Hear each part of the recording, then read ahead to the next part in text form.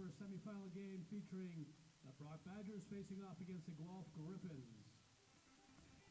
Hello, Lacrosse friends, and welcome back to the 2025 Baggataway Cup. I'm Stephen Stamp, joined by Jonah Beam. We are stoked to be bringing you semifinal action. A huge comeback win for the Brock Badgers yesterday, Jonah, for a 13-12 overtime win over Trent. That means they get to face the Guelph Gryphons, the team that everyone is assuming is the favorite in this tournament. What do you see today going on? This is the third meeting between these teams this year. Guelph with two emphatic wins over Brock. I expect to see a lot of battle in between the lines here and at the face-off dot. I expect to see a lot of speed out of Brock early on, coming off of that emotional win last night. But this Guelph Gryphons team looks really solid. 184 goals for this season, 66 goals against. That is the best goal differential in the league. By far. By a long way. And one thing, like you said, there are two games this year, both Guelph wins by around 10 goals or so. And I mentioned that to Sam Kozakowski, the Guelph head coach, and said, hey, is there any worry about guys, thinking, assuming, he said, that's regular season, this is playoffs. None of that means anything. We saw them yesterday. We know what they can do. I don't anticipate Guelph taking the Badgers lightly. No, this is going to be an all-out battle today. And it starts with each goaltender here. Number one for Guelph, Logan Pangano, with a 4.88 best in the league goals against average. And Connor Scott in red for the Brock Badgers with a 7.22 goals against average.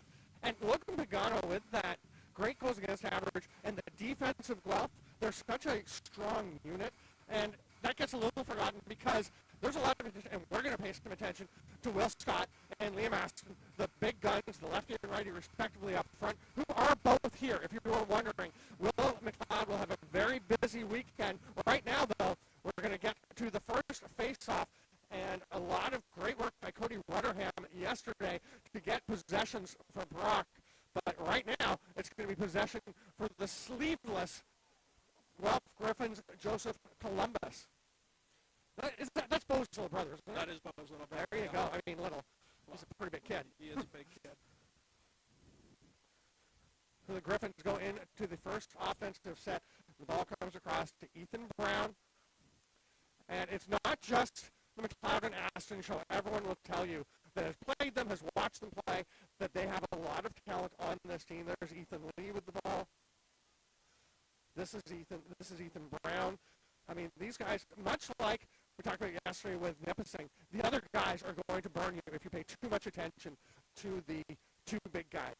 That's picked off, though, and heading the other way. What a great jump by Will Elliott. And the first shot and the first goal of the game. What a finish there. Goal there by number 11, Patterson. Brock picks this ball off in transition. They get it to the wing, and Patterson left alone in front of the cage. You can't let that guy stand right there. He's going to bury that every single time. Yeah, Patterson, a huge season for the Badgers. He had 18 goals, 32 assists. Obviously, leaning towards the facilitation side, but he showed us yesterday as well that he can really score with a handful of goals then. And Joseph Columbus really battled to get good position, but then kind of lost control of that spot as he fell over on top of the ball. And here we go with Colton Armitage breaking out. He's one of the several Badgers who, some of their big scorers, but will play up both ends of the floor. Armitage, of course, a very solid player. He's got the ball right now, setting up, and he is watched by Jesse Gonsalves. And Gonsalves is eagle-eyed on him. You can see the Guelph defense is pretty locked in early in this game, especially you get that wake-up call of the early goal. Yep, got to wake up here and start playing Team D. Mrs. Beam, if you could just let us know if you can hear Jonah okay, that would be awesome, because we want to make sure somebody yesterday. Oh, there's a rip, what a blast! Noah Simonelli from almost where he scored the game winner last night in overtime, just rockets that one home. Picked up right where he left off. What a shot. Guelph is going to be shocked right now. Brock running off of that emotional win last night, coming out very hot as we expected. Guelph's going to have to put together a good possession here off of this face-off pending a Joe Columbus win. Did we expect them to commit that sharp, that fast? I don't know. I mean, it's always a question mark, right? When you have a team that plays on the Friday and then they have to come back and play the next day. Is it an advantage because they've got that game, because they're ready to go, they're feeling into it already? Or is it a disadvantage being tired? We tend to see a bit more of that later in a game as well, second half. You can see the game that's had the team that's had the rest sometimes will come on. So Brock for sure. But one thing, I talked to Vince Long about the Brock head coach was, we were saying, how do you play against Guelph? He's like, we're going to be okay. We know they beat us. They're very good. They're a very good team. And I said, don't get behind by 5 or 6 of them, right? And he was like, yeah. You can't trail Guelph because they're too good defensively in the net as well as their explosive scoring. And if you get behind, you're not going to hold them without scoring. He said, they're going to score goals. It's how we respond to it. So far, it's Guelph that has to do the responding. And here's Brandon Orr. Drive in, tries to make the pass through. McLeod whips out to get hold of it and comes across to the near side to Carter McKay. Little dodge from Max to the feet inside. What a stop by Connor Scott. It was dynamite yesterday. Connor Scott had a fantastic game. It was funny because during the second half, we were thinking, wow, he's making some amazing saves. He's playing great. It's probably not going to matter because they're so far down. Every one of those saves mattered as they went to overtime. And Brandon Orr now hands it off there. And Liam Aston, here you go. He is in an NLL camp as well with the Ottawa Black Bears. So we'll see. I believe he is available all weekend. Nice little shift there from Robbie Baxter. Another big stop. That's a great spin move by Baxter. Robbie Baxter plays OJLL, right, with Whitby. Yes, and he's not even D transition, he's a defender. And I actually saw Robert Baxter listed for Whitby and thought, that can't be Robbie Baxter. Slightly different name, and he's such an offensive force in the field game that you think there's no way. But it's him. There you go. Nice move ahead to get it in. We're going to stay onside there by number 71 with the Brock Badgers. Yeah, good job. Lucas Clark had a good game yesterday. And Jackson Shabbat trying to work his way to the net, trying to make it a 3-0 game, and there's a big stop. That's huge for Logan Pagano. Because 3-0 just feels a lot more than 2-0, right? Yeah, Guelph's got to start chipping away here. It starts with a good breakout. Looking like a little bit of a transition here. They love that. That pass is a little bit low for Baxter. It's hard to handle around your shin. Pass has got to be at the ear to be successful today. Connor Scott lobs that one out to the far side. Lachlan Belleville had a very strong game yesterday for Brock as well. In spurts. Brock had stretches where they just didn't play well, quite frankly, and then they had stretches where they played fantastic. It was a very night and day. And that's kind of been their season with a very young team, 14 new players to this team. And it took them a while. They were getting beaten by teams they usually don't have issues with early in the season. But look at this work. Great effort there from Colton Armitage, a heart and soul guy for this club. And he's going to go at it again. Had a moment's respite, and now he is one-handing it. We can't see the shot clock, so we're going to have to just guess how long is left. These shot clocks are notoriously fickle, but yesterday we were able to kind of let you know, but it is a 60-second shot clock, which is huge. We used to have 80 seconds and 60-second resets, and I love the 60. Just keeps the game moving.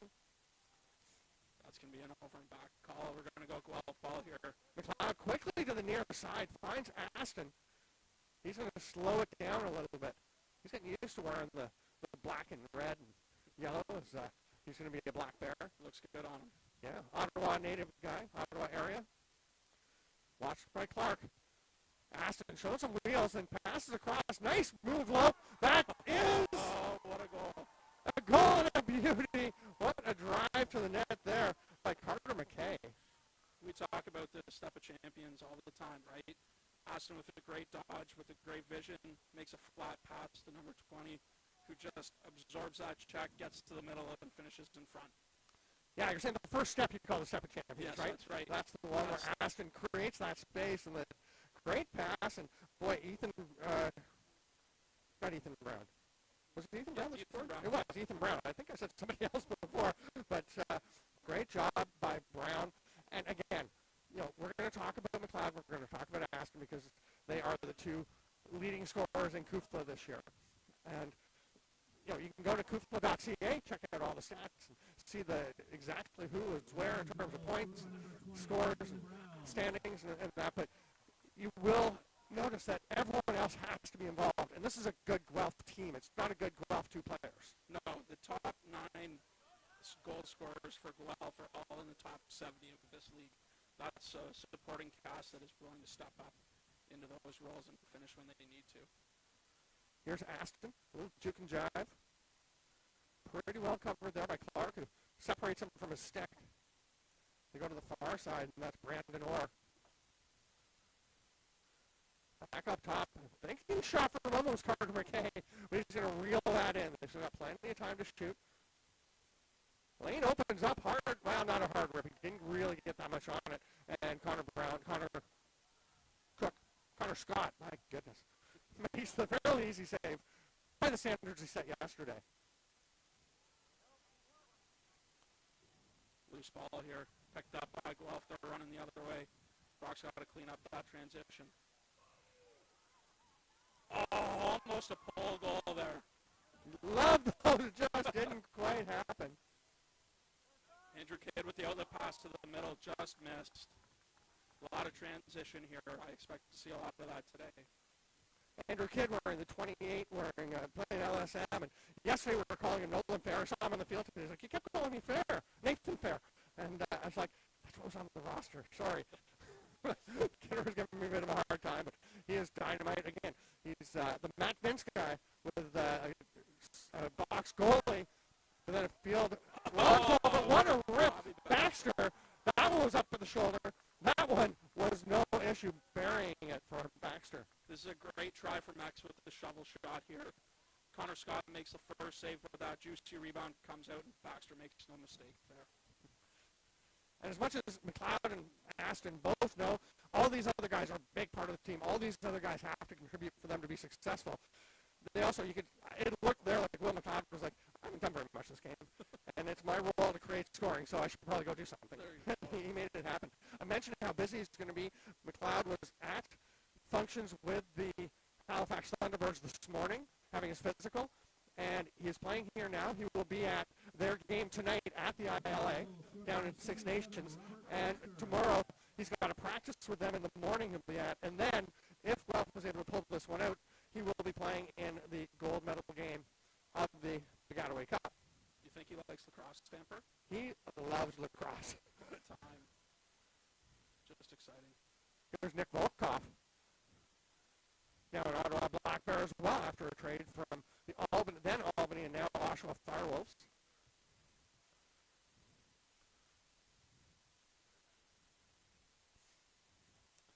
Ethan Lee cutting. They get it to him. Oh, beautiful pass. Beautiful finish. Great combo between Aston and Lee. And just watch this one again.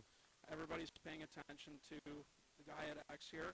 Everybody's pulled up top, and they have a little mambo inside with off-ball picks and cutters off of that. What's the mambo? The mambo is just an inside pick. It's a picking space, and the offensive guy runs off of that shoulder. And as long as that passes at the ear, he's in there for a quick stick. That's Ethan Lee scoring. He's another guy who actually plays defense for the Whippy Warriors, again, in the OJLL, but a very offensive player here. Assist number 13, Liam Aston. Lee from Aston.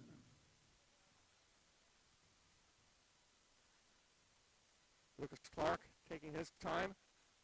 You do have 20 seconds to get across center. And now you can see they're starting to feel it a bit. What a ride here from Guelph. Belleville, the pair on him, throws it long down the field. It is out of bounds. And the ride creates the turnover. What an effort. That was McLeod and Baxter. Yeah, as a coach, I love to see my attackmen riding that ball back. It gives that defense a little extra juice. If our attackmen are going to work for it, so do we.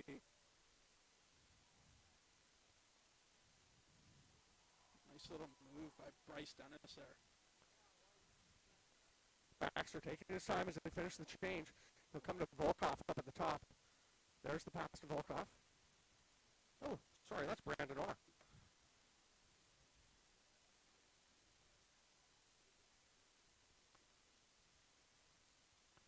This Guelph team is very spread out on offense right now. They're content setting up and getting the ball to where they want to dodge from.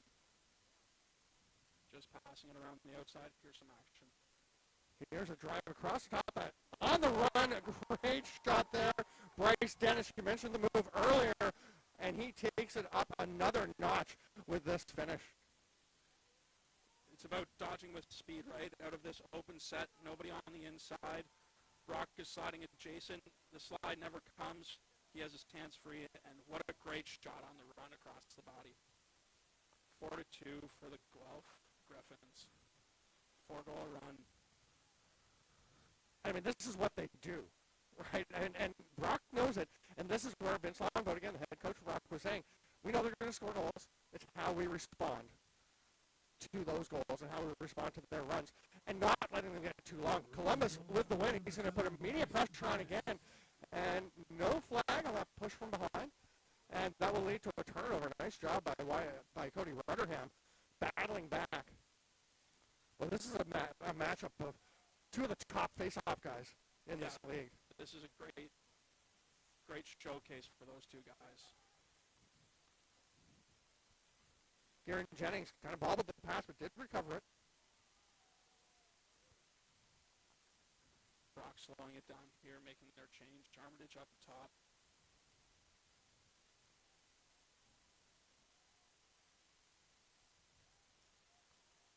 Really taking their time to get this one rolling. Simonelli on his offside. Initiates the dodge. Pretty well covered there. Nolan's shot staying with him. Oh, that's right, Garrett Bettenville. Nice save. Nolan's shot continuing the tradition of shots in this league with Ethan and Carter and Nolan, and all just tremendous long ball players. Oh, yeah. For this Gryphons team. They're great speed, right? We see that all the time. And gritty. Oh, yeah. They got that little edge to them. Not afraid to be physical. Conversation amongst the officials, who today are. Oh. Sorry, you wrote it down, and I folded the page. It's Brent Colomb, Luke Coyle, and Nathaniel Burrow, the crew chief. Almost called him Burrow, crew chief. I fit it. That's your name now, Nathaniel. You're Burrow, crew chief. Brock with the reset. They did get possession after the consultation amongst the officials. And they're going to try and take a chance. Simonelli behind the net. Nice job coming up by Jennings, but that one's off the leg or stick of Pagano. Fresh 60 for the Badgers. Bit of a break there for Parker, or for Jaden Patterson. There's a ball sitting over there because the back line is very well populated with balls, but you can't have too many balls along the sidelines. And when they tend to they get right over to the fence. That's a long way over there. But there was one waiting for him. Nice little spin move by Armitage, but the slide defense is there to help. Really cohesive D from the Gryphons, and then the save backing up from Pagano after a nice shot attempt from Jaden Patterson. Yeah, that Brock offense. Oh, here we go. Guelph in transition again. What a save. Great stop. Connor Scott has just, since the end of the first half yesterday, or middle of the third quarter against Trent, he has just been on fire. Yeah, he's looked really, really good.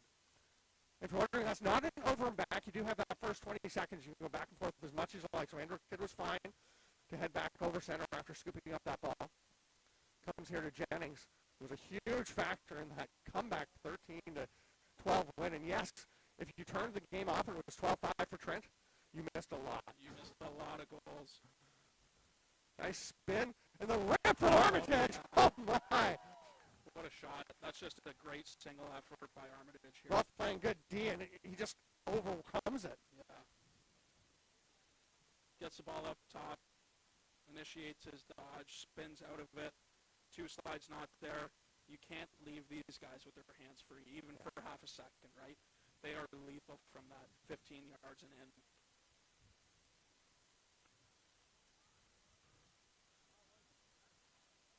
Another big face-off battle here between Columbus and Rutherham.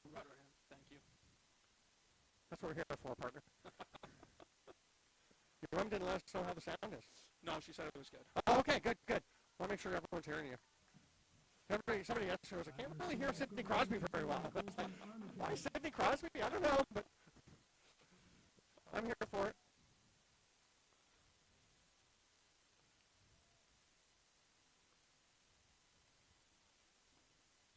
Just over 2 minutes left in the first quarter here. 4-3 for the Gryphons. Brock looking to tie it up here.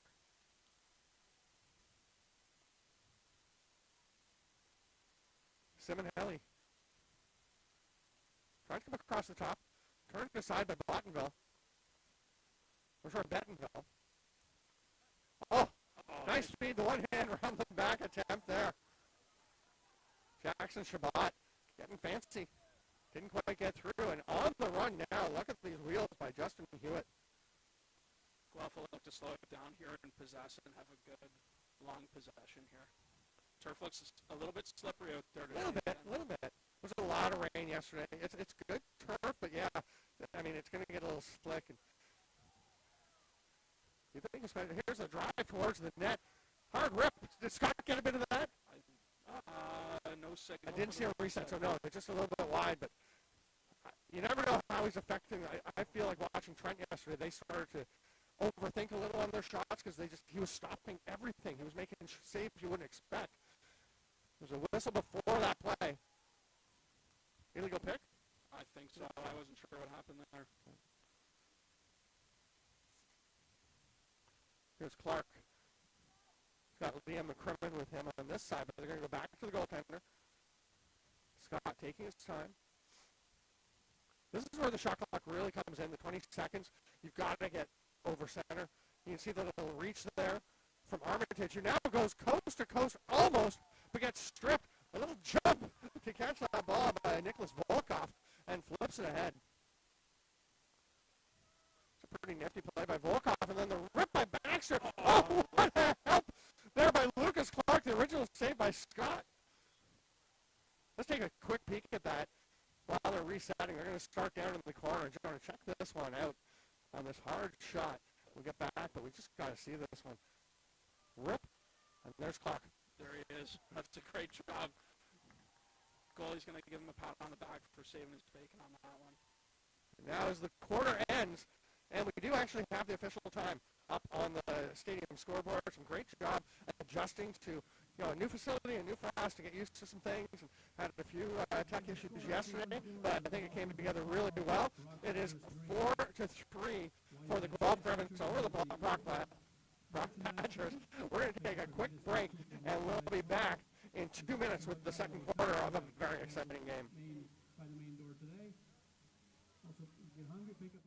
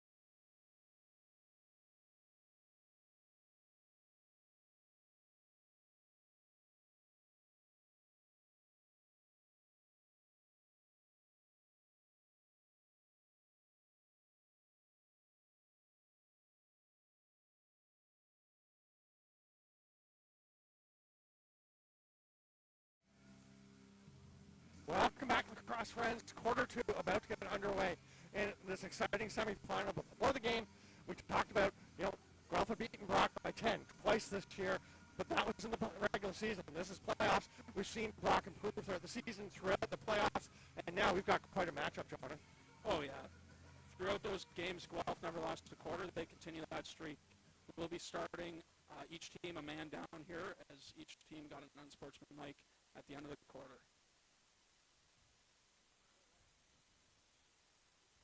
And we're underway. Pinch and pop. Immediate possession for the Badgers.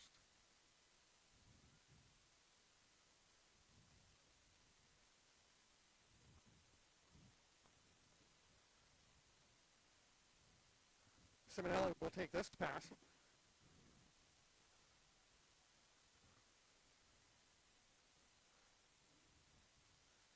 Always interesting to see coming out of the breaks, to see any adjustments that are made. What are they going to do? How do they want to change? I don't think either team wants to change a ton offensively. I mean, scoring 3 or 4 goals, you're doing all right. Maybe a little less run and gun in transition for Guelph, looking to slow it down a little bit. Yeah, let their big guns have the ball and do what they do with them. Oh, nice pickoff. Great job there. Justin Hewitt. And there you go, Guelph slowing it down in transition. He was looking over at Liam Aston over on the far side, and there was a lane. We could see it from here, but that would have closed in a hurry if he'd actually thrown that pass. So that's such a wise play, because it's so tempting, right? As the long point, you're like, I can get an assist by just getting it over to him, and it's going to be such a great play, but it can be going the other way in a heartbeat. Ethan Lee, a little hop. Another one. He has picked up. Oh my goodness. What a shot by Ethan Lee on the run. Bouncers will go today. Look at them going early in the shot clock here. Dodge over the top. Plants his foot, comes over. Jump shot with the bouncer that hit the top corner. You don't see that very often. Just gorgeous. 5-3 for the Guelph Gryphons. Interesting that you noted that maybe Guelph slow down the run and gun a bit. That doesn't mean they're going to sit back and wait once they're in possession. No. When they're in the offensive zone, they'll go. Once they have their guys out there, they're going to be ready to go. Another one for Rotherham. Gryphons goal, scorer number 9, Ethan Lee. Kid hands it off. Hands it off to Armitage. He's got a busy weekend as well. Yeah, Armitage is in Halifax as well, right? So he'll be doing the same schedule. I wonder if he and Will McLeod are traveling together. We had that. Remember in Nipissing up in North Bay a few years ago with the Baggataway up there, where a bunch of guys showed up. I know one of it was for some of these teams. Great save again. Pagano just gets a bit. Remember Jordan Aki was one of them? And so some Trent guys, and I think it was Guelph guys, that showed up together partway through a game from camp. And you could see them walking out from the change room. And it's kind of a race to see who's going to get there first, because they drove there from the same building. That one's blocked out front. Nice grab, the stop and scoop by Zach Poirier. And here's Baxter. Oh, almost a quick pass. Oh, ball chance. Oh! Pull goal. I love that. Jesse Gonçalves. You can see how excited he is after making this happen. Sometimes the open man is 2 passes away here. That's great vision by Robbie Baxter to get it down and to the middle to find that open man. Didn't matter he had a long pull on that one. He's able to face dodge and get the shot off. I remember at the World Championships in Netanya, Israel in 2018, calling some China games, and they had one of their long balls, who was an LSM, playing in the offensive zone all the time. He was up there in the man up and everything. I remember talking to Reed Reinhold was one of their coaches, I believe it was Reed, and saying, wow, you played him up a lot. It's interesting. He's like, hey, he's just one of our best players. China was developing that, but it's fun to see a pull involved, not just running up, but staying in. And that was a relatively settled offense. That was.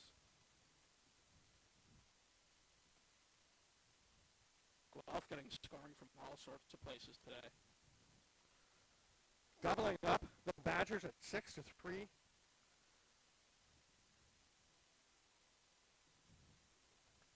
I believe that's a reset.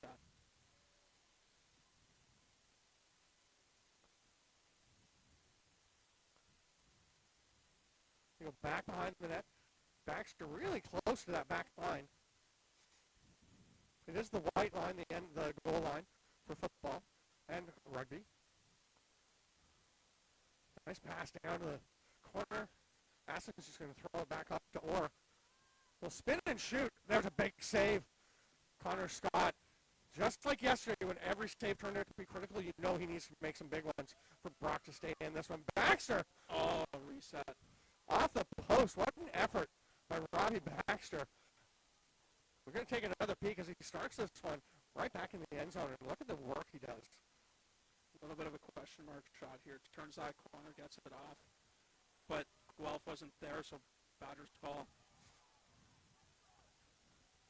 Here comes a pull again. Tyler Smith this time breaking up the field. He's going to stay and play. Big save, Scott, as they actually hit Poirier on the run. But I don't know, is that a directive or is that just something Guelph does to have these guys stay and play? Because you don't see, you see a lot of guys running with long balls. You don't see them staying for that second part of the possession.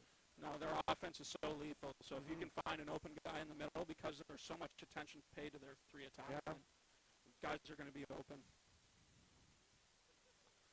Brock trying to get something going. Armitage spins down low. Watched well there by Smith. Tyler Smith not showing any ill effects of his foray up into the offensive zone as he is locked in on Colton Armitage. Over to Simonelli. He likes that spot, but he is well guarded. Oh! Still gets it off, and it gets it off hard, but Alec Koshkin was on him. Brock right back to the attack. Good effort by this, gotten back by Jennings. Backed up by the Guelph goalie. Maybe it's just me not being familiar enough with Brock, not having seen them play enough this year, but Garen Jennings has kind of snuck up on me a little bit, and I didn't realize how impactful he is. Oh, he's great with his stick. He can shoot. He can dodge. He's doing a really good job.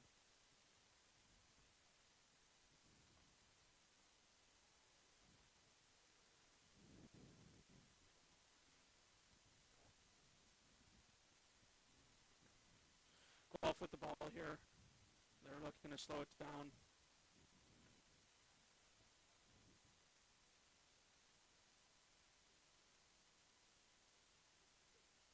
The sweep, gets a pick, makes a one more pass.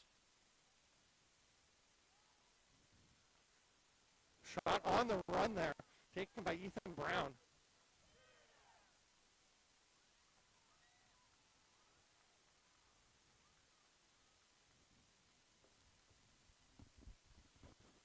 Slow play by Brock on the clear here. He's got an LSM open on this side of half. Robbie Baxter knocks that one down, but Brock will maintain possession.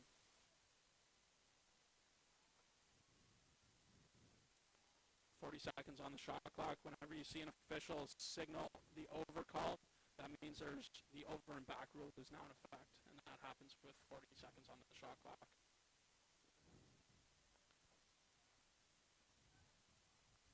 Brock has a man cutting on the backside. Simonelli's pass up to the top does connect, and they're driving down. Nice defensive slide, but somehow fighting through that was Jack Parker. Nice goose ahead, but time is going to run out on the Badgers, and Guelph will come back the other way. Another pull taking off. That is shot on the run. Hands up, and he thought about it too. Did you see that little hesitation? I'm not sure if we had it on screen, but he was definitely thinking about staying and playing in this offensive set. Just saying, I'm here for you, buddy, only if you want it.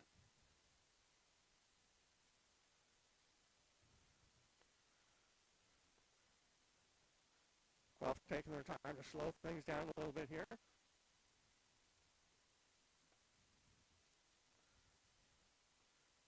Good work by Clark defensively, making it tough for Leon and Blaston. Baxter will start again here. Well, Will McLeod went down to take the ball, and Baxter just threw it up to the top, so McLeod's just going to direct them to go around and get it to him the long way.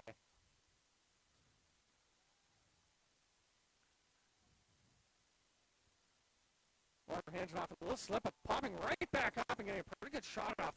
That one is off target. I don't think, there's no reset. That's a great defensive stand by the Brock Badgers there.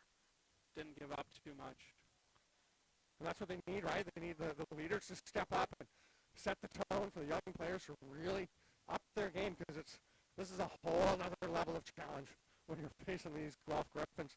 I mean, Trent's a good team. It was a tough challenge for Brock yesterday, but you just can't allow yourself to get behind the way they did yesterday. No, you got to claw your way back, and this Brock team is well versed in that. That ball hits the turf. Nicely scooped up there by Lyle McNeil. Gets it back to the keeper, and off they go again on the run. Actually pops away from shot for a moment. He has no issues pulling it back up to himself. Flips it ahead to Baxter, will head back into the offensive zone. As will Zach Paré. It's not just the long poles staying up sometimes, right, for Guelph in the offensive zone. Guys like Zach Paré, who's more of a D-midi. Hesitated for a moment before he headed back. Guelph will now make their full change here, get their guys out.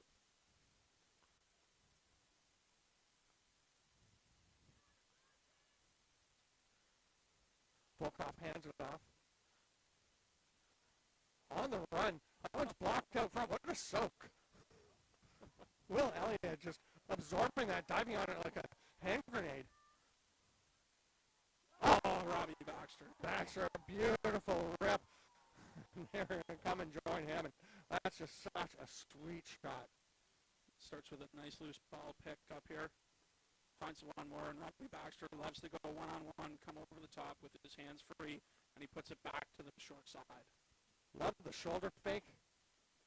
Just that little hesitation to get separation.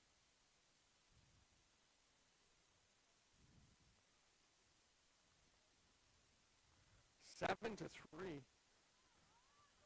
And this feels like a bit of a danger point for the Badgers, because Guelph has shown throughout the year that they can just run away. They're going to have to find some spark here.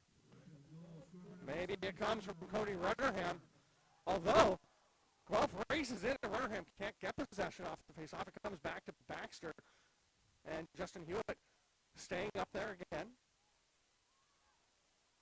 What a lovely play. Bryce Dennis buries another one, and he's going to go and thank everyone who was part of this. There's Robbie Baxter with the ball again. Being a threat, everybody pays attention to him, finds the open man, nice touch pass inside, and it looks like Brock just didn't have anybody there to cover him. Yeah. Jason Rudge, the Nipissing coach, yesterday was talking about, if you pay too much attention to their stars, Jason Knox and Zach Tarr, that you're going to run into issues with the other guys getting the step-down shots. That's not a step-down. That's an on-the-run, perfectly timed pass. Yes.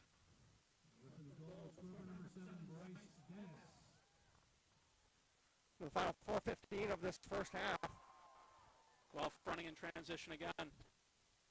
Baxter, the twister just misses. Griffin's ready to roll once again. Aston will hit the man coming off the bench as he finds Dennis, the recent goal scorer.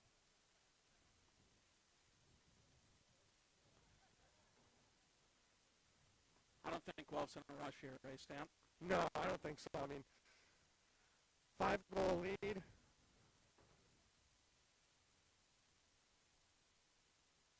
This is comfortable for them. They're well versed in this. Or he's thinking about the shot. Oh, ducks through the double team. Split the D. Looking like Todd Bertuzzi breaking through the blue line.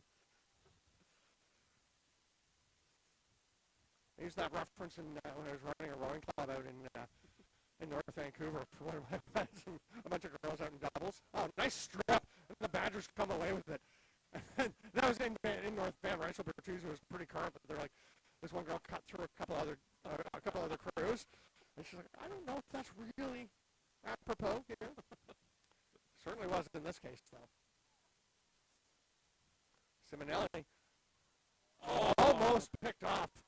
That should be Brock ball still, tipped by the Guelph defender. Andrew Kidd, another long pull that lets us stay in play, right? I was just going to say, he stayed up there. He's the guy who's over there almost taking that pass. Now he'll head off. We saw him go to the bench reluctantly earlier, and now he's going to stay. No, he's not. Oh. He's doing the Steve Ferrillo triple fake. Kidder and I were actually roommates together when we were in Albany. Yeah. So we have a good relationship. And before we played against Brock in the regular season, he said, I'm going to get 2 goals tonight, and sure enough, he did. What did he say today? I didn't talk to him. I didn't want to know. Right. Your Guelph roots run deep. You got a nice shot. No. Jack Parker, one-hand shovel pass. That didn't get anywhere near the target. And then a goose to himself, the self-goose from Lyle McNeil. They get it over to the goalie in the long outlet pass. And here's Brendan Hoshman on the run. Gets it ahead to Baxter. Timeout called by Guelph with the minute 55. Is that the first time after the game? That is. That's what I thought. Stick with us at halftime. We're going to have Tim Murdoch, longtime McGill lacrosse coach, will be joining us for a bit of a chat. And Jonah and I will be back. We'll let Jonah do some analysis of what's happened here that's made things work so well for the Guelph Gryphons, which will be, and you're not allowed to say just go watch all their games throughout the season. No, they're running and gunning in transition here. Their hands are free. They're making great passes, right? The passes aren't down at the feet. They're up at the ear. They're making their defenders commit to them, right? And then they're creating that space off of their dodge because they're so lethal in that with their speed, and they're able to get over the top or down the alley. Great passes and great decisions. Yes. Knowing when to slow it down, knowing when to push. That's huge.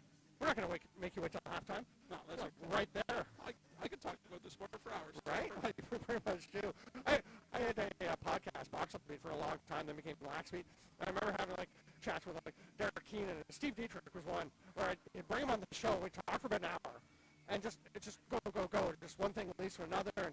And I always just say, people would ask me, hey, what's it like, having him on the show? And I'm like, it's like when we call each other. It's like we're having a chat anyway. You're just talking about stuff. And it's a little the same here, right? We're having a chance to chat. We've known each other for a long time. And we love this game. And I think one of the things, we're both box guys. Yeah. At heart, growing up as box guys, but we both love this game, especially at Kufla. And just see so many of these guys so committed to both disciplines. And we're going to have some sixes tomorrow as well, which is another fun new discipline for the sport. We're back underway as we are under 2 minutes to go in the half. And Guelph will try to triple up the Badgers if they can get this next goal. Watch the step piece from the Gryphons here. Ethan Brown's going to get his shot. It was really just an isolate and let Ethan Brown go and do his thing. Now McLeod circling around. They're trying to hit him on the run, but he's well picked up, so they lob it over the head, over the top of the defense. There was a good shooting chance, but Lee didn't quite get the shot he wanted on that one. Got very steep on the angle. Looked like he kind of stuck up in the stick a little. Yeah. Guelph player called for being in the crease, so we're going to go Badgers ball here. We'll start with McCrimmon. And we had it almost perfectly lined up from our view here, where the official was waving forward as a seagull was flying across in front of us. It looked like he was saying, seagull, go, get out of the way. We're going to start up. I don't think that was the intent. Brock with the last possession of the half here. They're going to take their first timeout. So 42.2 seconds to go. And, you talked about what Guelph's been doing. This has been such a fun tournament so far, and it flies. Right? We're almost halfway through this Baggataway Cup. But over the years, we've had some great tournaments. 40 years, the 40th anniversary of Kufla this year. Play happening on Canadian University campuses since 1985. And you've played your role in it as both a player and now a coach, head coach of the Laurier Hawks for a couple of years now.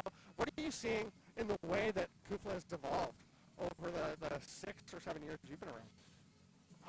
Well, we've seen changes in the rules, right? Yes. When I started out, there was no shot clock. We were playing 20-minute quarters, so it's an 80-minute game, and holy cow, did that feel long. Yeah. And then we moved to the implementation of the 80-second shot clock, the 80-60 shot clock, right? Yeah. Which sped the game up a little bit and definitely changed it. And then now again with the 60-second shot clock. So the game's evolving as we are trying to make the game faster, right? Mm-hmm. Lacrosse is meant to be a fast-paced game. It's not meant to be a slow pace, pass it around the outside, dodge, redodge, sort of a thing. Yeah. Well, maybe some people like that, but for Yeah. me, as a box lover, I love to see the fast-paced stuff, the run and gun.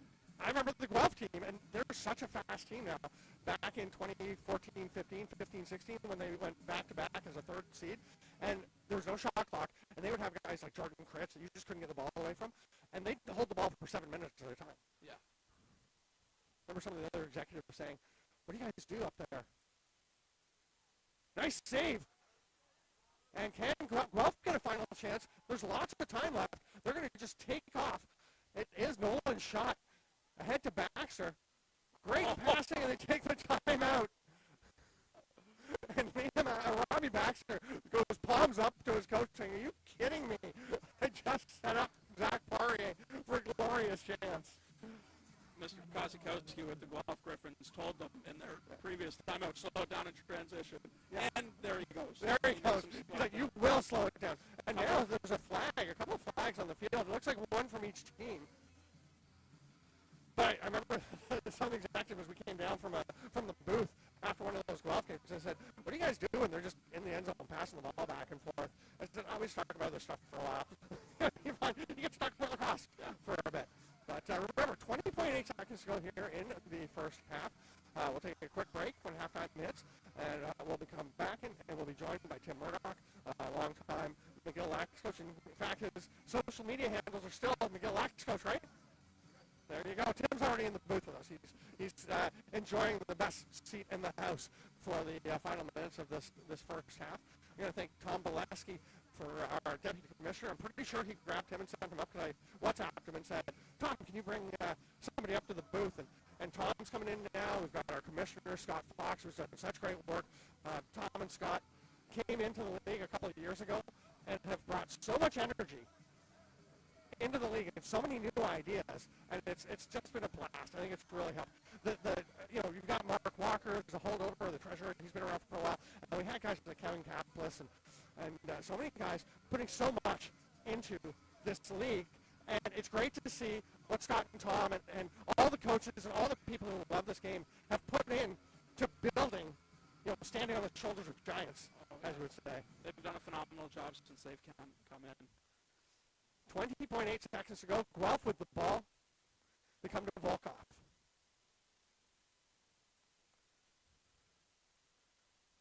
There's Aston. He's going to get it back immediately. 10 seconds. Aston trying to generate. That's knocked down. Great play by Kidd. But it still gets through. Still a chance. And they do get a shot off. Baxter catches that ball but doesn't have time to put it back. And the first half ends with the Gryphons leading 8-3 over the Brock Badgers. A little flurry of activity just before the buzzer, and we will go to a quick break. We'll be back with Tim Murdoch, and I am Stephen Stamp with Jonah Beam. Thanks for being with us here at the 2025 Baggataway Cup in Brampton. Against McGill. Winners, of course, play tomorrow at 1 o'clock in what promises to be a snow bowl tomorrow. So dress accordingly.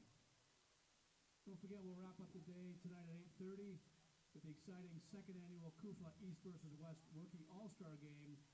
A great chance to see the Stars of tomorrow play today. We also want to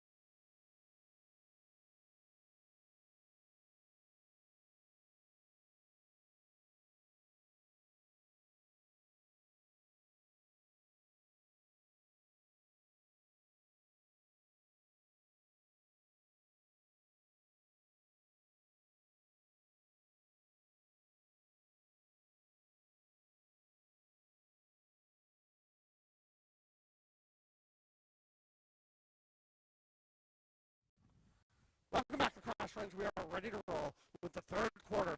It is an 8-3 lead for the powerhouse Guelph Gryphons against the comeback kid, Brock Badgers. Can Brock do it again? They came back from 12-5 down yesterday against Trent with 8 straight goals, including Noah Simonelli's overtime winner. This may be an even larger mountain to climb. This is a great team in Guelph, and Brock's got to go to work here. They got to chip away one possession at a time. Simonelli has it. He'll flip it up top to Colton Armitage.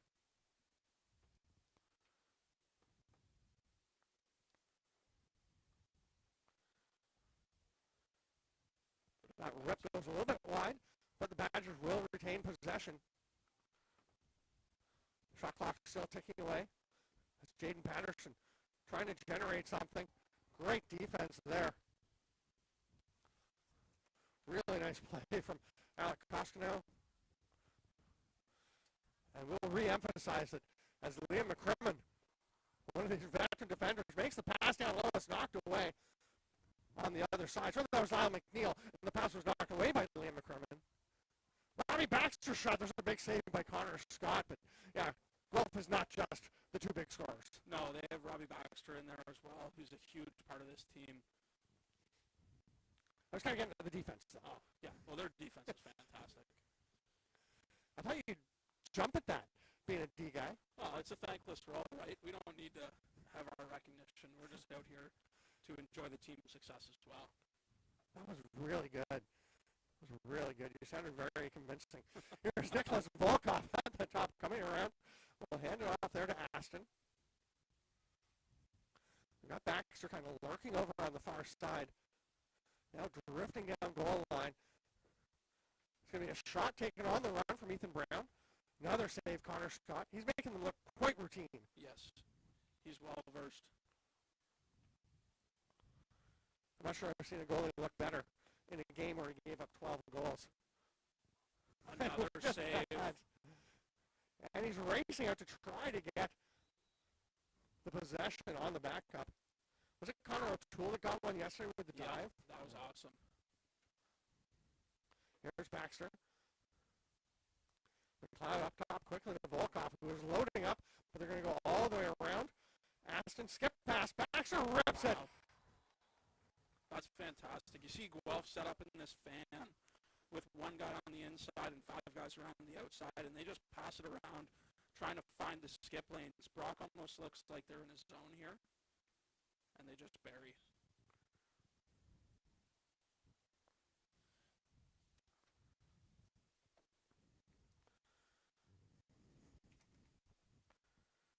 This Guelph team so lethal with all of those different looks on the offensive side of the ball. They can dodge down the alley one-on-one against long poles. They can survey from X and hit cutters, or they can put a guy on the inside and hit that skip pass.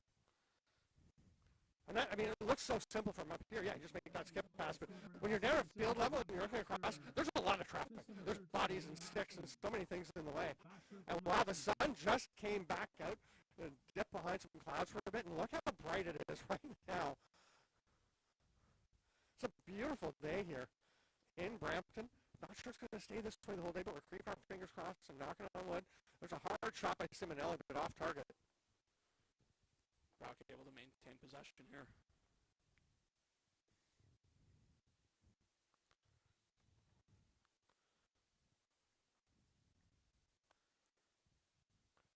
Armitage fighting through the check. It's a shot off. A nice save. Pagano hasn't been tested lots, but he's been there when needed. Flag down for Guelph here. Brock is going to go to the power play. Slashing call to Jesse Gonsalves. See, he thought now that he scored a goal, he thought he was a scoring star, and he has some impunity. He's not going to get any penalties, and that's not how it works. Brock with an early shot here. They'll back it up. Patterson starting off.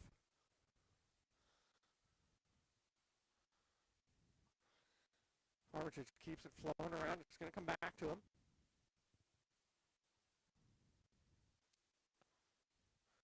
They have the cutter. They get it to him behind the net. It just wasn't there, the passing lane before, but that shot will go off of the goaltender, Pagano, and it's going to be a reset with Brock backing up. Still on the man advantage.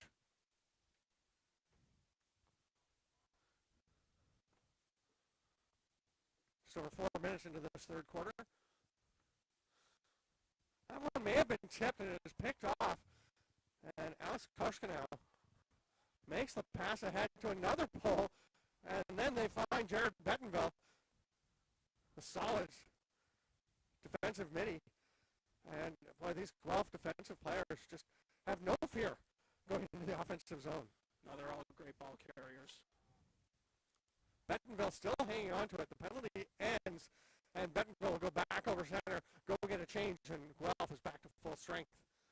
And looking to add to this lead, hit double digits as we were approaching double digits left in the third quarter. I guess we're approaching single digits in the time. We're in double digits.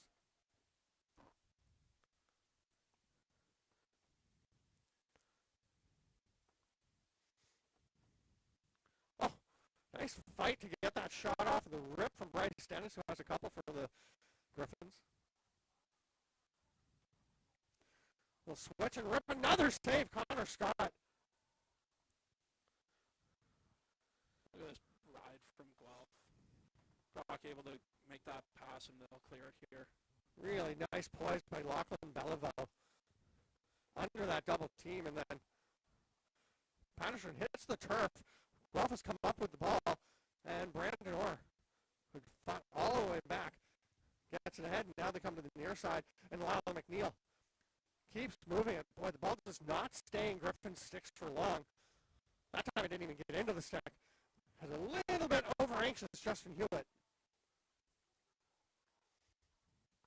I passed to Baxter. You can't believe he's got that room to shoot, but Connor Scott is there anyway. You can hear the Guelph bench yelling settle, but if you have that much time and space, you're going to shoot that ball every time. Yeah. I mean, you want to be patient up 9-3, but holy cow, that's a lot of room. You can virtually see a player's thought process when he turns and looks and is like, we're supposed to be slowing it down, but my goodness. Oh, God. Look at this looming in front of me. Seize the moment. I expect to see some physicality starting with the Brock Badgers here to get themselves back into this game. They're going to have to find a spark. Flip pass behind the back from Aston. Didn't connect. Initially wound up bouncing on the ground. Clark McLeod did get it. Here's Clark on Aston. Tries the jump shot well off the mark. They will retain possession, but no reset. So the 60 will keep ticking away. Set and play for Guelph here.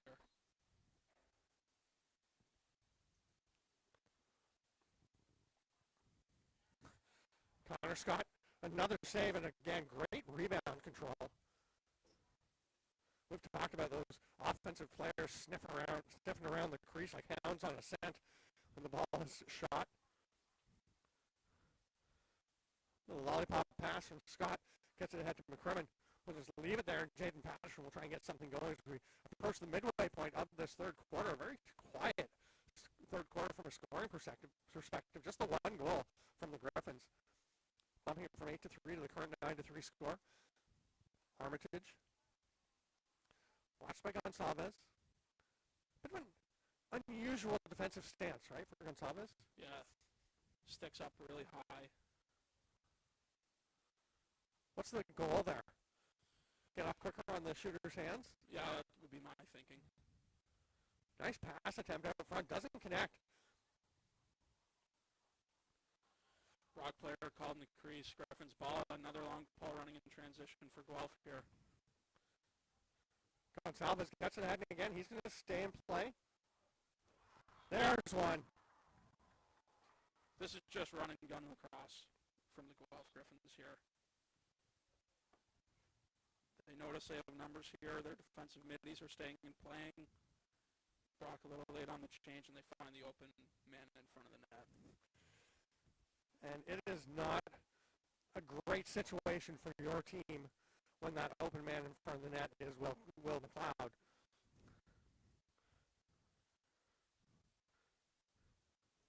Who had this season, let's take a look, 48 goals through 10 regular season games in a playoff game. That's pretty good. That's pretty good.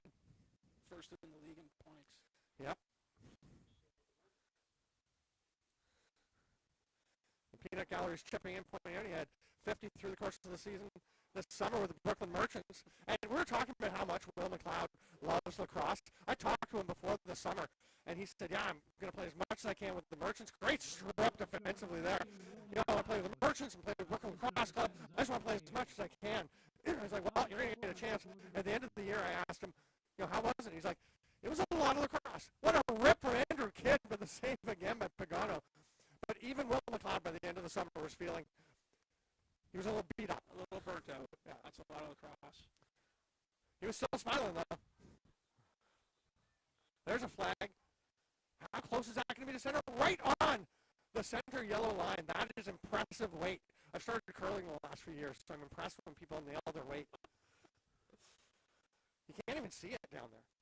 No, it's perfect. Officials are going to sit down, I believe, both players. Nope, just the Guelph Gryphons player. Well, so there's a chance here for Brock. It is a slashing call, so that'll be 1 minute. Non-releasable has to serve the full minute. And we saw the huge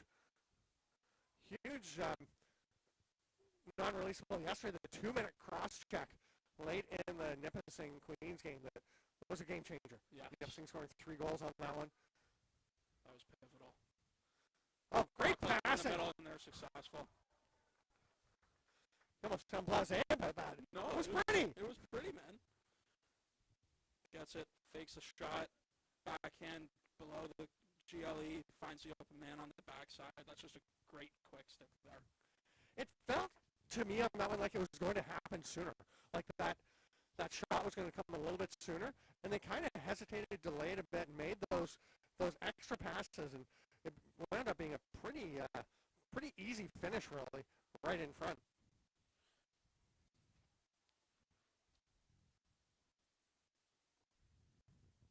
So 10-4 with 5:46 to go in the third quarter, and the Badgers have the Gryphons right where they want them. And a great loose ball by Armitage there. I'm kidding, by the way. Obviously, you don't want to be down by 6 to Guelph, but you know that the Badgers are not going to be terrified after coming back from 7 down yesterday against Trent. It's about sticking with it, staying to the game plan. Oh, and what a rip! Oh, what a rip from number 8, Parker. This is a laser. Yeah, he's one of the top scorers in the season.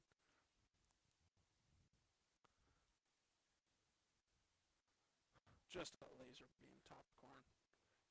He's been a little quiet this weekend, but that is a fantastic shot.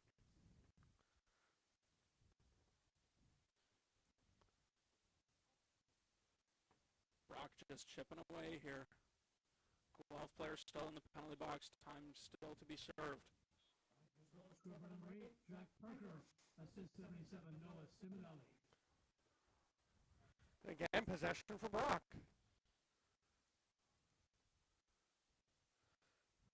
They just don't go away. No. If you're Guelph, you got to weather this storm. If you're Brock, you got to keep your foot on the gas. Yeah. Oh, kid! Oh, no! Pole goal! Kid with a rip. We love the pole goals, but that is just a thing of beauty. How many hops does he take as he prepares for this shot? 1, 2. Oh. Just a cannon. Perfectly placed. And he's fired up, and he's making the slow walk back to the wing. Takes it out of you shooting all the time. Well, he's just waiting for another loose ball here to go again. Right. Brock now within 4. Right? This is what they do. They're patient, and they capitalize when they can. And it starts with another loose ball here and another clamp win. Cody Rutherham has been doing a great job for them, and he's up against Joseph Columbus today, and that's a whole other standard. But he's been doing very well, and here's Kidd with the ball, and he will reluctantly head to the bench and let the rest of the Badgers defense for offense take over. 4th Brock possession in a row here. Let's see what they can turn it into, or even strength. Simonelli from his spot, big save by Pagano. Bit of a heat check there from Brock.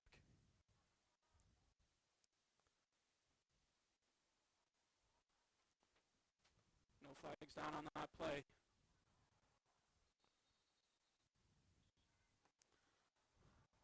a moving pick. So McCrimmon will start with it behind his net. You can feel the momentum shifting towards the Badgers. Yes, you can. Now, the Gryphons have a way of changing that when people start to get some momentum.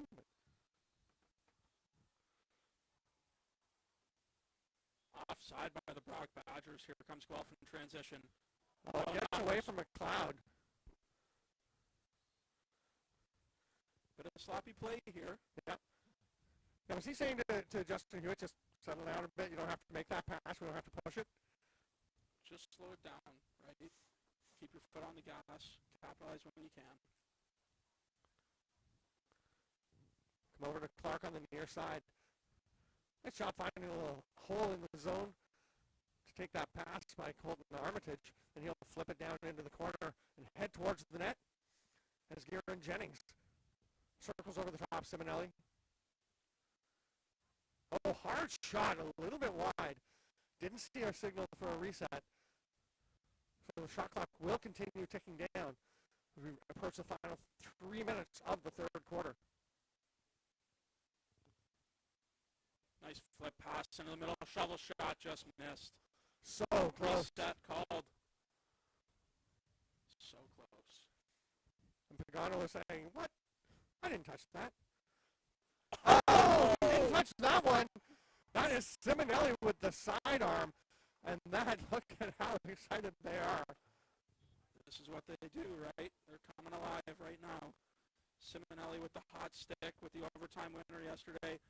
Plants his foot in the ground, comes over top, and beats Pagano high once again. We've got ourselves a 3-goal game. This is a huge draw. These two drawmen have been going at it all night. It's been fairly even both ways. Both guys winning clamps, pinching and popping. Wing play has been solid. Both teams are scooping up those loose balls. Interesting to see that Gonzalez for Guelph had set well off the side. Andrew Kidd was kind of drifting over towards him. Here's Kidd taking the pass now. Passes ahead, one more, and they bury it. Jaden Patterson. Brock is on a run. Holy cow.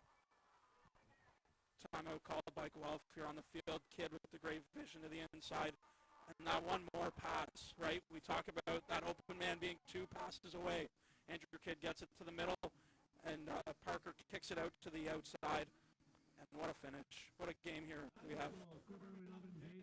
10-8, just unbelievable the excitement. And you see Guelph has taken their time out. And you can see that one coming. Yes, from far away.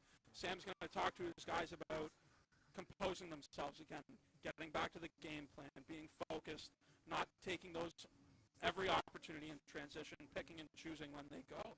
For Brock, they're going to talk about keeping their foot on the gas here. They've been riding the ball well. They've had a lot of repossessions on the offensive side. Their shot selection has been very good in this third quarter, and they need to continue that. Brock's a funny team because they have great looks just like Guelph. They will have guys dodging from X, looking for guys on the inside. They will have guys standing at X, and they will have their inside motion with those off-ball picks, looking for guys flaring for the catch and shoot. And I mentioned earlier, Andrew Kidd, like Matt Vincent, he's a goalie in box, does play with the Oshawa Firewolves, and he's a long pole in the field. I'm not sure I recall Matt Vince getting this involved in the offense. Maybe not. I once heard, I believe it was Shutzkowski. Yeah. I'm probably butchering my last name. That was actually pretty good. Yeah. He was a goalie in box and then a long pull in field. Okay. And the reason he did that was to get back in the fall at all the guys that scored on him in the summer. Did it work? I think he had his fair share of licks. Rutherham, another face-off win. He's got possession, facing some defensive checking, but he's just going to run a very poised play. And then the pass gets away from Garen Jennings. I was just saying how poised he was. Maybe forced that pass a little bit, was ready to get off the field at that point. Nobody really coming to make themselves available for a pass for Brock. No, they were pretty bottled up on the off-bench side here.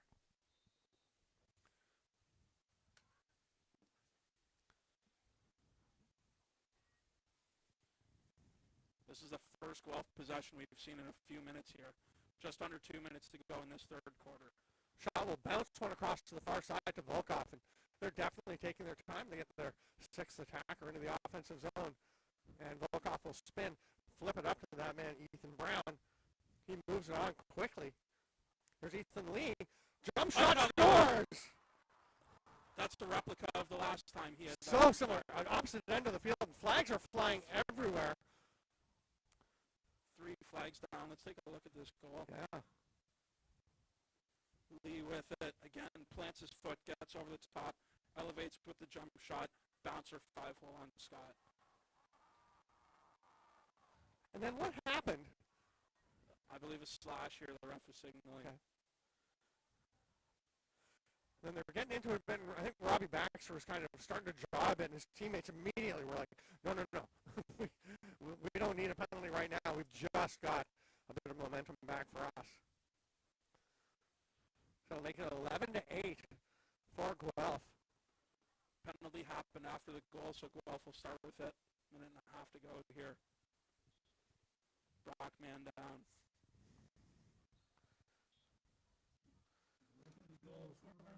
Was that a slash in 1 minute? I believe so. Okay, so a chance here for the Gryphons to really swing the momentum that had been thoroughly against them. They're not going to force it. They're going to roll, and then a pass. Will it be goosed by? Oh, that's a great little play if he gets away with it. No, they're going to say they're pushing the back. It's the right call, 100%. Kieran Jennings definitely got up on the numbers, above the numbers of Nolan shot. But nothing to lose, right? If you're not beating him to that ball with the long pole. No. And he didn't complain. You know, right? He didn't argue in the least. No, I was wrong on that one. That's what he was saying. McLeod, back up to Baxter. Tries to head down low. That pass, was it tipped away? No, it wasn't. It goes out, so it will be turned over to Brock. Final 33 seconds of this third quarter. We're in the stop time now.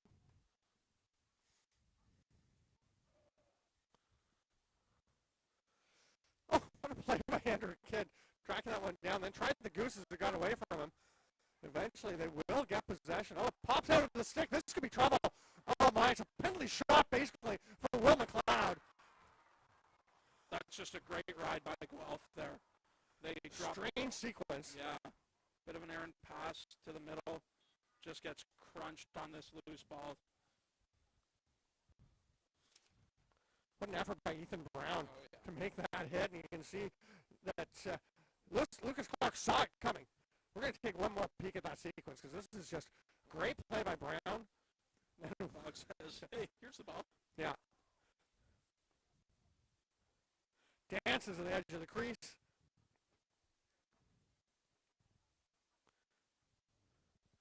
The penalty is over as we go into the final 8 seconds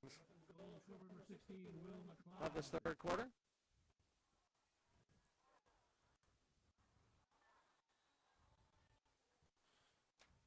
12-8 to end the third. Brock in 4. I don't think this game is decided yet, Stan. No, it's not. So we're going to take a quick break and we'll return with 15 minutes to decide who our first finalist is at the 2025 Baggataway Cup.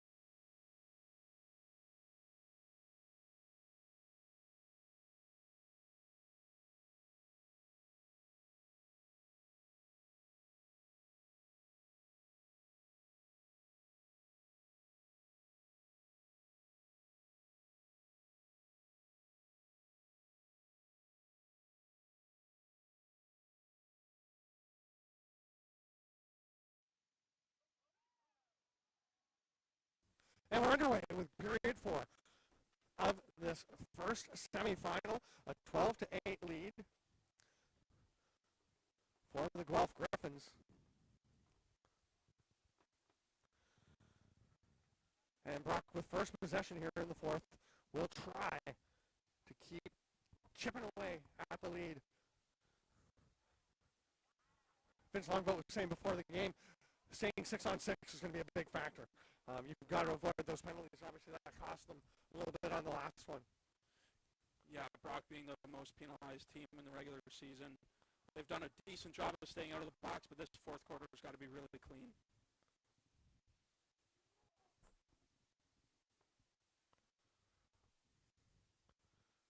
Guelph's going to take their time here. Aston behind the net, right back to Baxter.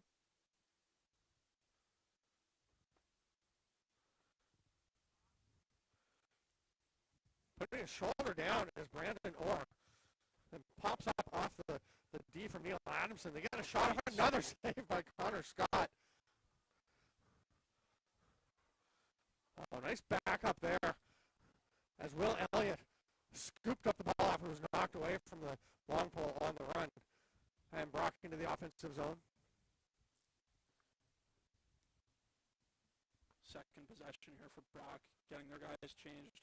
You see Andrew Kidd just staying and playing a little bit there. Now he heads to the bench.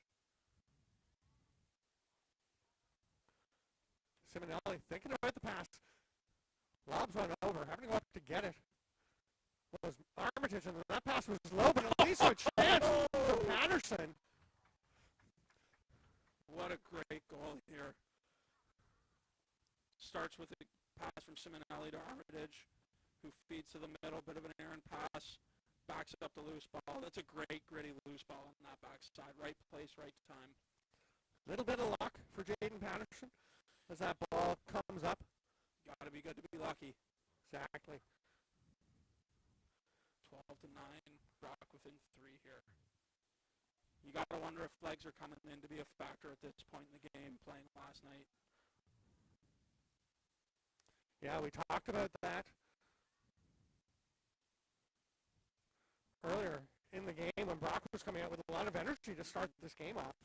And I said, how are they going to be in the second half? It's hard playing the second day.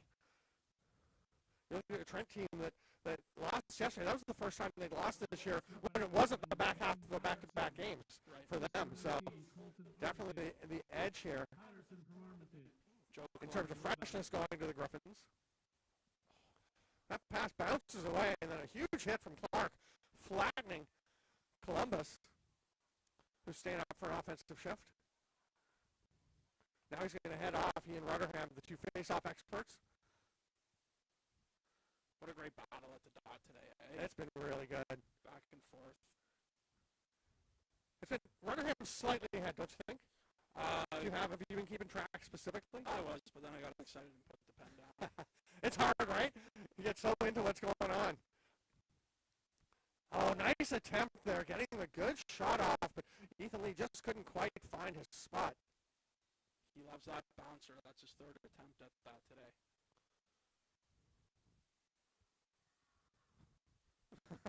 It's always good advice, whoever was yelling hit him. And we could hear it up here on the field. McLeod rips one. Yeah, that's going to happen. What a beautiful goal here. Shot through a screen. Nice dodge from Max here as they switch it to Baxter. Baxter to McLeod. Screen shot. Makes no mistake there.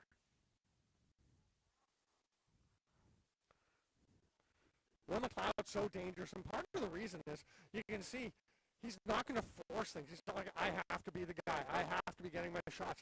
He's just going to play within the structure of the team and then take his opportunities when they come, and he just does that with them. Mm-hmm.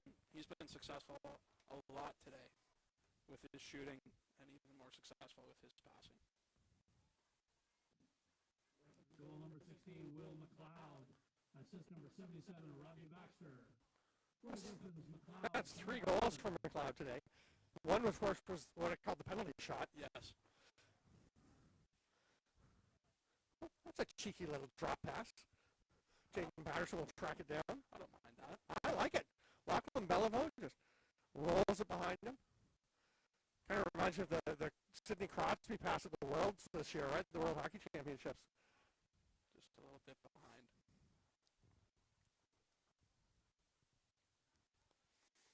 Simonelli over his offside.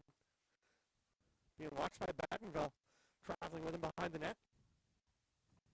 11-11 to go. Badgers making a wish. They'll get a goal here, but it's off the post. Not in. They're going to talk about it. They are. They're having a chat.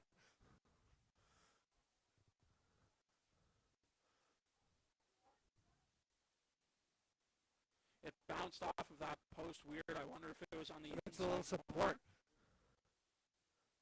We don't have a signal yet. No. We're going to watch that once more. Watch Garen Jennings, number 20. Good. Yeah, and he's down here. He's got the best view of it, and his hands go up immediately. And that, to me, is a pretty good indicator that he really saw something. We have a good goal call from the officials on the field here to bring Brock back within 3. And I like that. I like the officials getting together and conferring when there's some uncertainty. Sometimes your partner has a better view of that net.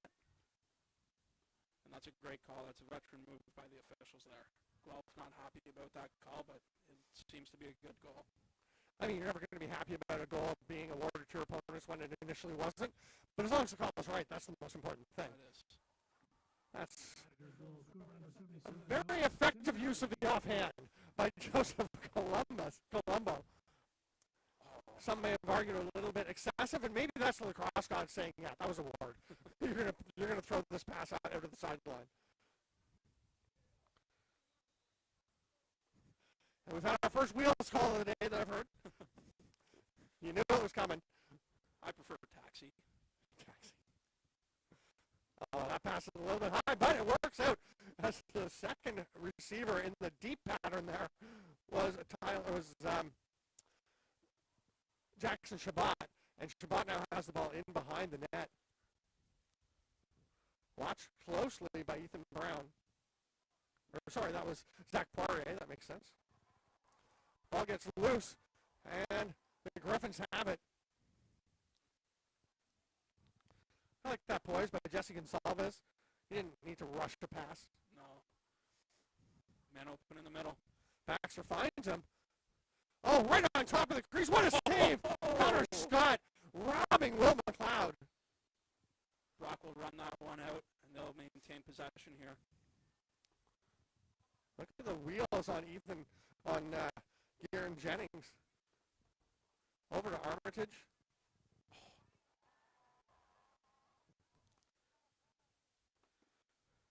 A lot of transition here in the 4th.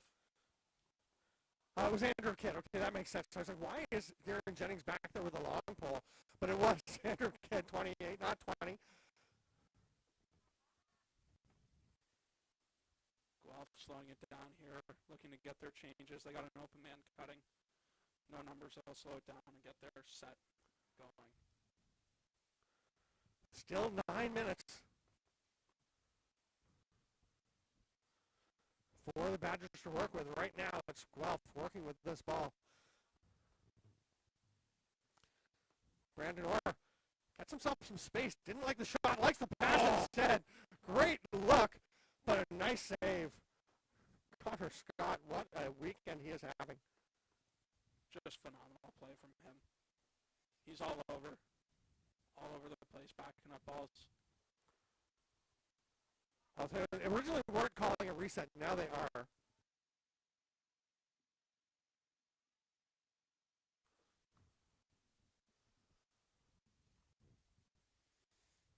Baxter taking his time as they've got a full 60 to work with. Not taking too much time. He hits the cutting Carter McKay. We've got a pretty good shot off, just a little wide, but went straight over to Liam Aston.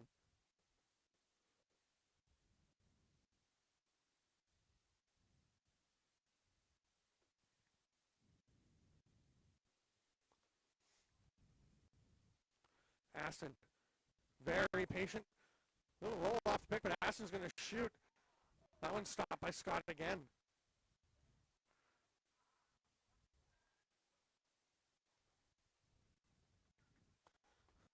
Oh, Brock trying to run.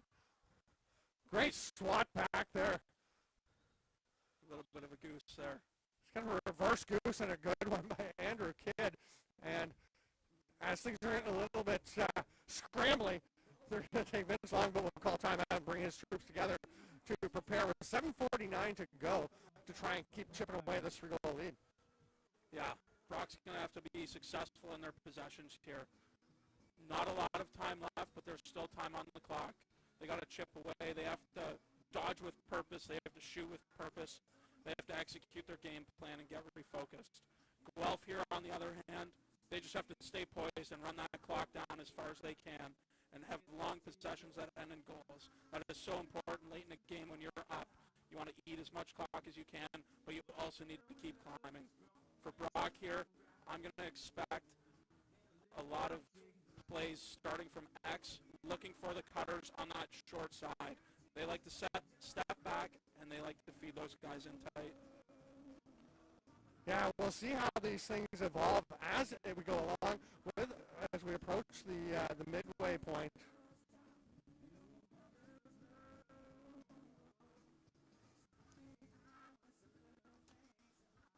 $7:49 left here in the fourth quarter.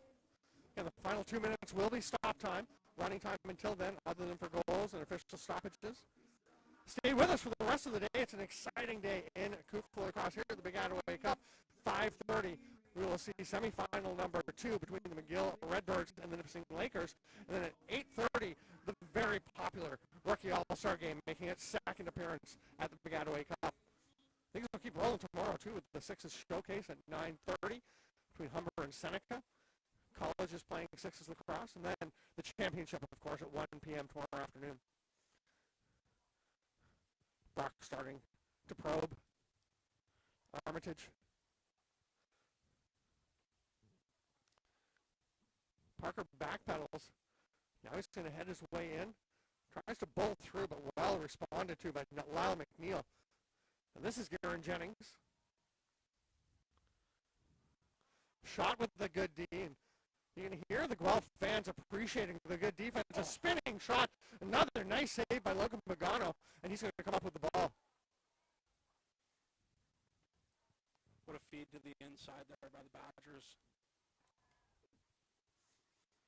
I have a bit of a question. Yesterday we saw one of the teams pull their goalie late in the game and put a long pull in. You were saying the rule is he's got to be wearing the throat guard. I assume he just puts on one of the goalie's helmets, right? Yeah, and a chest protector. Yeah, a lot of times he'll take the backup goalie's helmet and put it on him. Yeah. And his chest protector, he needs to be properly equipped. All players do. Yeah. But he can have a long pull. I actually got into a situation last year where my starting goaltender, I handed him a long pull and said, go ahead. That's another approach. There's a drive towards the net as the shot clock is ticking down. That one was close to going in as well. Bounces back out off the post, and Connor Scott didn't have to make the save, but he had to clamp down on that ball. Here's McCrimmon on the run. Nice hustle by Ethan Lee getting back on him. Knocks it loose. The goose between the legs by McCrimmon. There's Lee not going to come away with it. McCrimmon just keeps battling. What a play by Jaden Patterson on the ground ball. He's got a man streaking on the far side. Armitage had to stop for a moment, but fights through. Huge save for Pagano. That's exciting back and forth lacrosse. Every loose ball is so huge from here on out. Great clear pass there by Lyle McNeil. Guelph slowing it down here. Down to 5.5 minutes. Still the 3-goal lead for the Gryphons.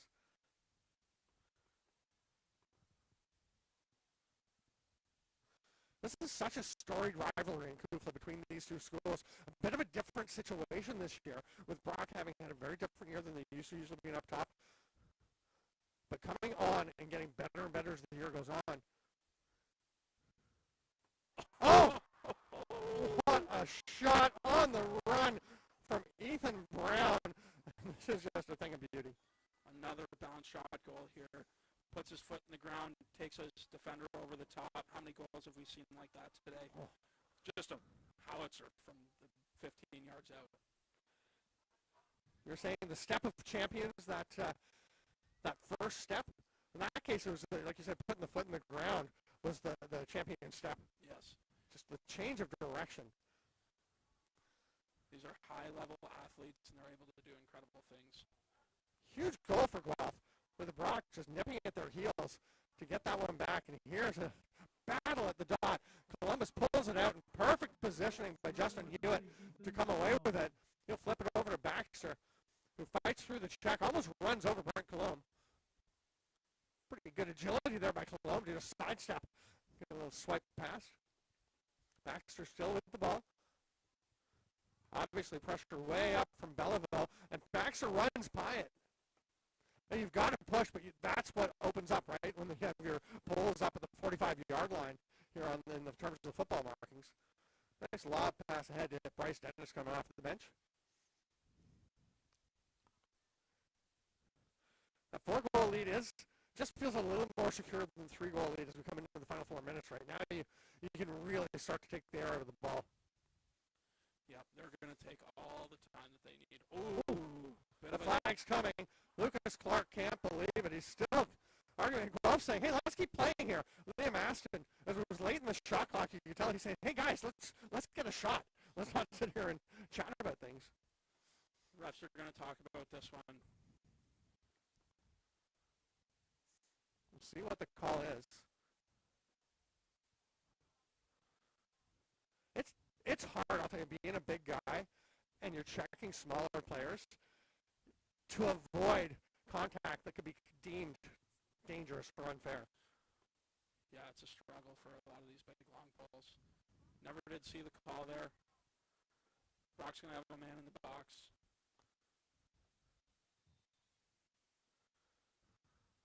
Is it a minute? That's the big question. I think it's 1 minute. That would be appropriate. I think so. I know Clark didn't think he should get a call at all, and yeah, you can make that argument for sure. But nice save again by Connor Scott, keeping them in this game.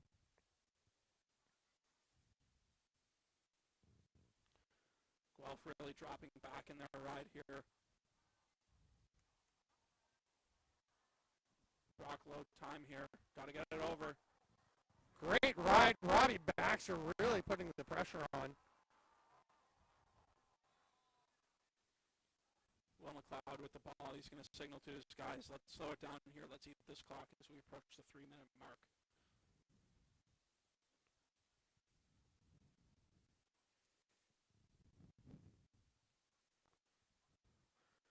McLeod hanging on to the ball as Guelph makes their changes. And now it's such a conundrum for Brock because you've got to press. You've got to get out and get after them. But they can just run away, and then once something opens up, you're leaving your goalie on an island. Of course, Connor Scott's been fine with that. Making stops in every situation. I believe we're back to even strength here. Mm-hmm. McLeod's shot gets blocked. Not sure he got everything on that one, but still it gets swatted down. The sidearm rip to get back up to the top from Liam Aston. Going to create a chance, but an easy save for Scott. At least he makes it look easy, and the outlet pass to Andrew Kidd. Brock's got to go here as we approach the 2-minute mark. Got to find something.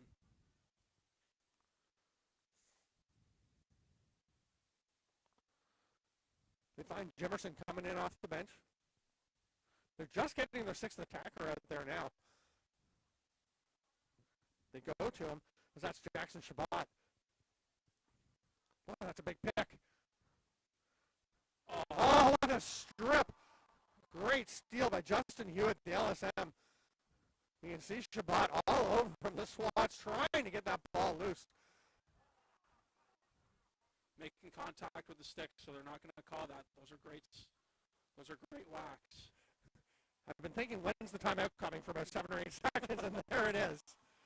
1:40 to go. A 4-goal lead and possession. Pretty good situation for the Guelph Gryphons. Yeah, we're going to see an all-out attack from Brock here. I'd expect to see a double on the ball, maybe even a goalie with a long pole in his hands as they pressure and force that turnover.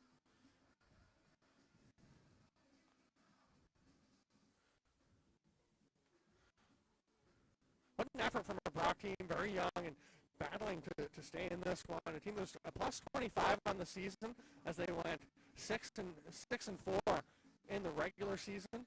Just they had to win their last game to get in the top 3 and avoid having to travel in the first round of the playoffs on Super Qualifier weekend. Yes. Had Brock lost to Nipissing, we actually would have hosted Brock at Laurier. We being Laurier as your head coach. Yeah. Fair enough. That would have been a pretty big deal for Laurier. He wound up finishing 4th, right? That would have been the first time Laurier has ever hosted a playoff game. Not that I'm trying to make this about Laurier. I think you better make the playoffs next year. We better. Yeah. We got Your job could be on the line. Pardon me? Your job could be on the line. You've raised expectations. That's fine. I'll just do color commentary. There you go. Unless I got fired from this, too. You're on pretty solid ground so far. No swear words. That's been impressive. I know. So far. So far. And where's that wood to knock on? You made it through almost 3 games. Now everyone in the booth thinks there's somebody at the door. You knocked there. 1:40 to go. The play will start on the far side in the stick of Ethan Brown. The double team immediately there. Brock's pulled their goalie. Yeah, they do have the long pole. Who is it that's wearing the gear? Okay. 15 wearing it. Wide open net. Robbie Baxter will just run away, pass it back. Oh, that's a passy move, pulling it out there. Yeah.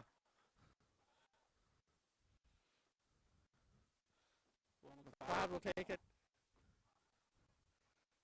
Looking very much like Guelph was just going to use up the full 60 and then may even just leave the ball. Oh no, Baxter's going to put that one in. As McLeod kind of picked up his step, you can see maybe he's thinking about it. Right about here, it looks like he's thinking, yeah, let's go do something related to the shot clock. Yeah. Nice tap in by Robbie Baxter there.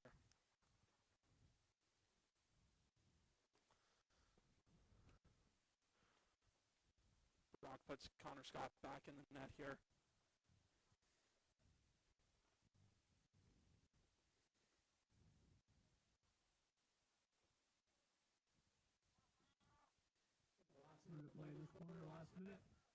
Gryphons goal scorer number 77, Robbie Baxter.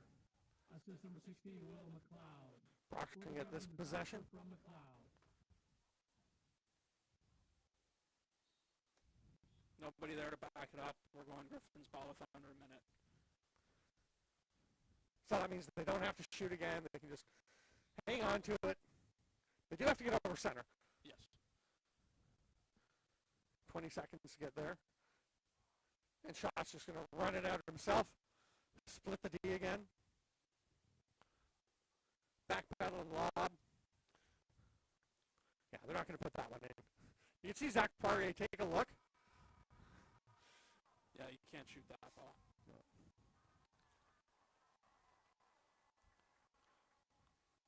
.15 on the game clock.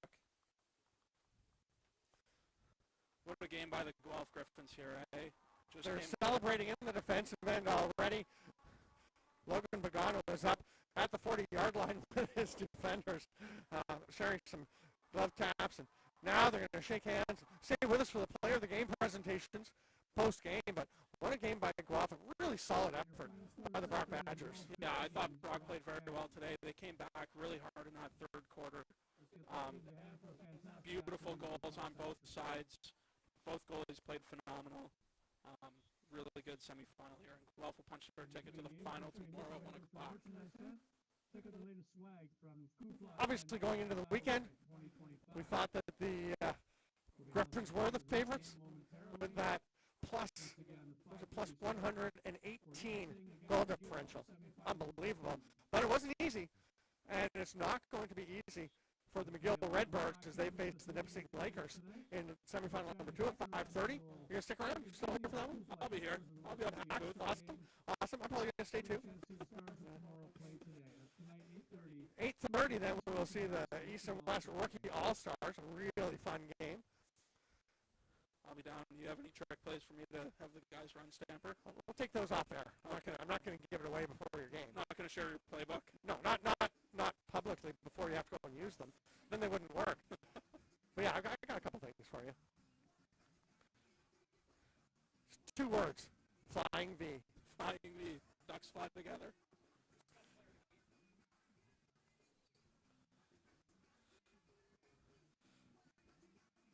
Tom Bolesky out on the field to present the Player of the Game award. Here's our Deputy Commissioner. We'll start with the Brock Badgers and then go to the Guelph Gryphons, as is the tradition. You can see the emotion among the Brock players and coaches as they, come to grips with their season ending. You understand that? Yeah, it's always tough when you lose your last game. Yeah. Which almost everyone does. Only one team gets the pleasure of winning their last game. Yeah. Like in theory, the two non-playoff teams could if they won, but yeah, everyone else is losing to end the season, and it's hard. They put so much into this. We've talked about how these teams fight together, they live together, they go to school together, they do so much as a group. Now Brock is gradually making their way up to the line. I think we could probably go ahead and start presenting the Player of the Game awards.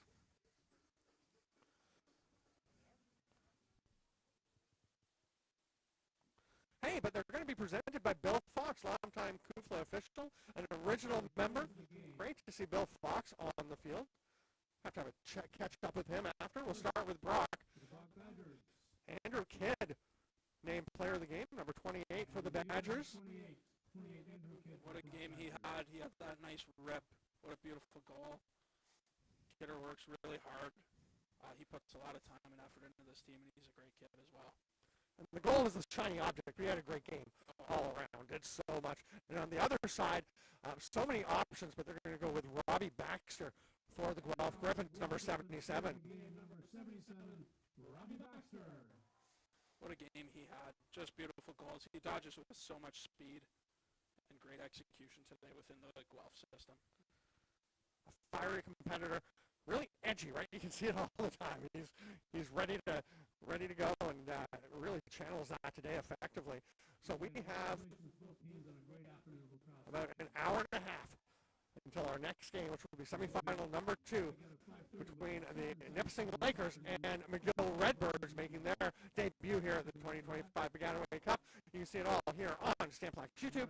Thanks for being with us at the 2025 Baggataway. I'm Stephen Stamp with Jonah Beam. On behalf of everyone here at Kufla and Baggataway, we'll see you in about an hour and a half. 8:30 tonight, rookie all-star game.